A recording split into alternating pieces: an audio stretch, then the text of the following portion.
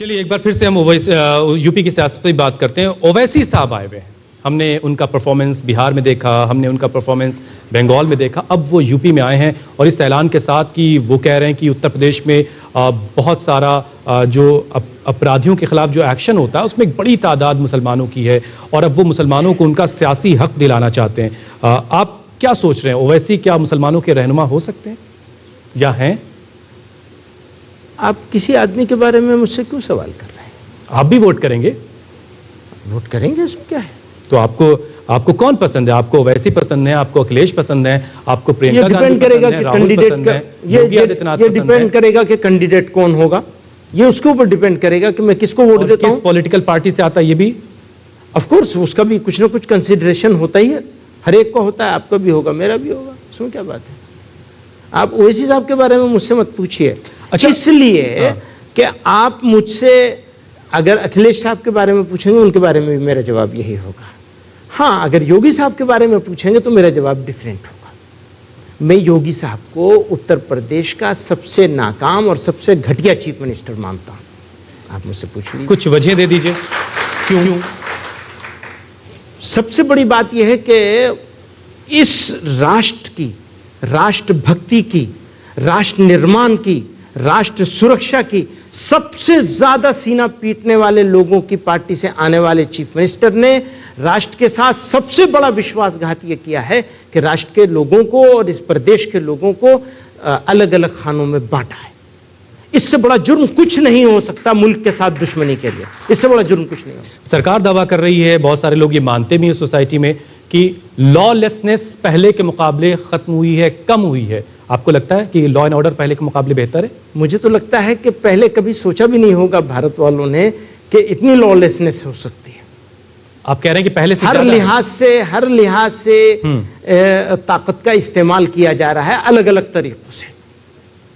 آپ دیکھ لیجئے, یہ جو میں پولیٹیکل آدمی نہیں ہوں, پولیٹیکل مثال نہیں دینا چاہتا ہوں, لیکن کیونکہ خالص مسلمانوں کے اوپر آپ معاملہ فٹ کر دیں گے اس لیے پولیٹیکل مثال دے رہا ہوں. جو ابھی پنچایتوں کے چناؤ ہوئے ہیں, ایسی لا لیسنس اور غنڈہ گردی تو کبھی ہوئی نہیں ہوگی جیسی اس مرتبہ ہوئی ہے اتر پردیش میں. اور جرمانہ اور فائن وصولنے کا صرف ایک معاملہ مجھے اس معاملے میں ملا, جبکہ اینٹی سی اے والے میں بہت سارے اس طرح کی چیزیں ہوئی. تو اس کے خلاف بھی آپ نے کوئی آواز اٹھائی؟ آپ گئے یوگی صاحب سے ملاقات کرنے کے لیے حکومت تک؟ وہ اس قابل کہاں سمجھتے ہیں کہ وہ کسی ایسے کے ساتھ بیٹھ جائیں گے, مل لیں گے؟ سوال ہی نہیں پیدا ہوتا. تو کون جائے گا؟ کون جیتا ہے تیری زلف کے سر ہونے تک, خاک ہو جائیں گے ہم تجھ کو خبر ہونے تک. لیکن دعویٰ تو یہ کیا جا رہا مدنی صاحب کی جتنی بھی سرکاری یوجنائیں ہیں اس کا فائدہ سوسائٹی کے سبھی طبقوں تک پہنچ رہا ہے, وہ چاہے سرکاری گھروں کا معاملہ ہو, اجولا یوجنا ہو, فری راشن دینا ہو, ویکسینیشن کا معاملہ ہو, یہ ساری چیزیں سب تک پہنچ رہی ہیں. وہ دعوے تو بہت سارے کر رہے ہیں وہ, اور دعووں میں جھوٹ زیادہ ہے, سچائی تو شاید ہوگی ہی نہیں. تو اس دعوے کے اوپر میں کیا تبصرہ کروں گا؟ میں دعوے کے اوپر تبصرہ نہیں کروں گا. لیکن ایک بات صاف ہے, آپ کے پلیٹ فارم سے بہت صاف دو ٹوک کہنا چاہتا ہوں.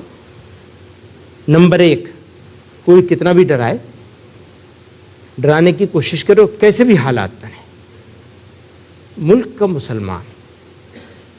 مسلمان جس جگہ یہ لے جانا چاہتے ہیں وہاں انشاءاللہ کبھی نہیں پہنچا سکیں گے, کبھی نہیں پہنچا سکیں گے. مسلمانوں پر خاص طور سے کام کرنے والے لوگ یہ کہتے ہیں کہ جو ان کے خلاف وائلنس کا جو معاملہ ہے وہ اب لو انٹینسٹی وائلنس اور ہائی ٹیرر کی طرف بڑھ رہا ہے پہلے کے مقابلے. جیسے بار بار یہ بات کہی جاتی کہ اب دنگے نہیں ہوتے, لیکن اب لو انٹینسٹی وائلنس ہے اور ہائی ٹیرر ہے, یہ مسلمانوں پر کام کرنے والی آرگنائزیشنز کہہ رہی ہیں. آپ کا تجربہ کیسا ہے اس معاملے میں؟ جو آپ کہہ رہے ہیں میں اس سے ایگری کرتا ہوں, ٹھیک کہہ رہے ہیں آپ. لو انٹینسٹی ہوتی ہے, ہائی ٹیرر ہوتا ہے, اور پھر اس کے بعد اس کے علاوہ بھی جو ذلیل کرنے کے جو طریقے ہوتے ہیں وہ سارے طریقے اختیار کیے جاتے ہیں, اس میں آپ کی برادری بھی شامل ہے.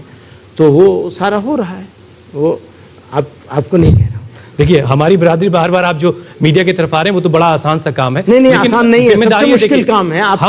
ہم اپنی ذمہ داری جو یہاں پر بیٹھ کھڑے ہو کر کے میری ذمہ داری ہے کہ مسلمانوں کی طرف سے آنے والے سوال آپ سے پوچھے جائیں, اور آپ جس کیپیسٹی میں مسلمانوں کے لیے کام کر رہے ہیں آپ کی ذمہ داریوں کا جواب لیا جائے کہ آپ کی جو اکاؤنٹیبلٹی ہے اس پر آپ نے کیا کیا ہے. آف کورس اب جو مسلمانوں کے خلاف بالکل مسلمانوں کے خلاف جو نفرت کا معاملہ ہے وہ ہندو بھائی بہنوں کے ذہنوں میں اگر نفرت بھری جا رہی ہے تو اس کو ختم کرنے کی ذمہ داری آپ کی ہے. آپ دیکھیں گے کشمیر کا ایشو کھڑا ہوا, اکیلی مسلم آرگنائزیشن تھی اس ملک میں. آزادی سے پہلے بھی اکیلی مسلم آرگنائزیشن تھی جس نے پاکستان بنائے جانے کا وروध کیا تھا. کس نے کیا تھا؟ آپ نے اس کا وروਧ؟ جمعیت علماء نے. جمعیت علماء ہند نے. ایک ابھی کشمیر کے ایشو پر اسی آرگنائزیشن نے کیا, اور اسی لیے کیا. ہم نے کہا ہم اس سے بالکل سہمت نہیں ہیں جس طریقے سے سینٹرل گورنمنٹ نے 370 کو ہٹایا ہے, اس سے بالکل سہمت نہیں ہے. ہمارا ماننا یہ تھا کہ جتنے اسٹیک ہولڈرز ہیں سب کے ساتھ سنواد کر کے اور سہمتی لے کر, یا سہمتی نہیں بھی ہو تو کم سے کم سنواد کر کے پھر ایکشن لیا جاتا. تو ہم سہمت نہیں تھے, پھر بھی ہم نے یہ کہا کہ کشمیر کے معاملے پر سہمت نہ ہونے کے باوجود اب یہ کیونکہ لے لیا گیا ہے تو ہم اپنے دیش کے ساتھ ہیں. یہ کس لیے کیا؟ اس لیے نہیں کیا کہ ہم بی جے پی کے سپورٹ میں تھے. یہ بڑا حکمت والا یہ بیان ہے. سنیے یہی تو میں کہہ رہا ہوں. اس لیے نہیں کیا کہ ہم پرائم منسٹر کے حمایتی تھے, اس لیے نہیں کیا کہ یوگی صاحب بہت اچھے ہو گئے تھے. اس لیے کیا کہ ہم ملک کے لوگوں کو ساتھ جڑ رہنا چاہتے ہیں اور جوڑ رکھنا چاہتے ہیں اپنے ملک کے ساتھ. وہ ہماری ذمہ داری اور فرائض میں سے سب سے ضروری کام ہے کہ لوگوں کو جوڑ کے رکھیں, اپنے ساتھ رکھیں. ہمارے مسلمان بھائیوں نے بھی, بہت سارے لوگوں نے اس کو مس انڈرسٹینڈ کیا. ارے انہوں نے تو سودا کر لیا. ہاں ٹھیک ہے, مان لو کہ سودا کر لیا, لیکن ہمارا ٹارگٹ یہ ہے کہ ہم ملک کی آواز میں اپنی آواز ملا کر کے رکھیں گے. میں کشمیر کے لوگوں سے بھی کہتا ہوں کہ اگر آپ کو انڈیا کے ساتھ رہنا ہے تو پھر جیسے سب رہ رہے ہیں ویسے رہو. حالانکہ ٹیکنیکلی غلط ہے میری یہ بات, کیونکہ ایک ایگریمنٹ بھی ہوا ہے ان کے ساتھ انڈیا کا. پھر دوسری بات یہ کہتا ہوں, اگر نہیں رہنا ہے تو 370 کیا 380 بھی مل جائے تمہیں, یا 390 بھی مل جائے, یا کچھ اور بھی مل جائے, تو اس کا تمہیں کیا فائدہ ہوگا, کیونکہ تمہیں رہنا نہیں ہے. تو اس لیے ہمارا بالکل کلیئر ہے, ملک میں بسنے والے لوگ, ہم خیال لوگ, برادران وطن, ان کے ساتھ مل کر کے رہنا ہے اور مل کر کے اس ملک کے لیے لڑنا ہے اور ملک کو آگے بڑھانا ہے. آپ جہاد کی بات کر رہے تھے, تو میں کہتا ہوں جہاد تو ہمارے اوپر فرض ہے بھائی. ہم کیسے کہہ سکتے ہیں ہم جہاد نہیں کریں گے؟ ہاں جی ہم جہاد کریں گے.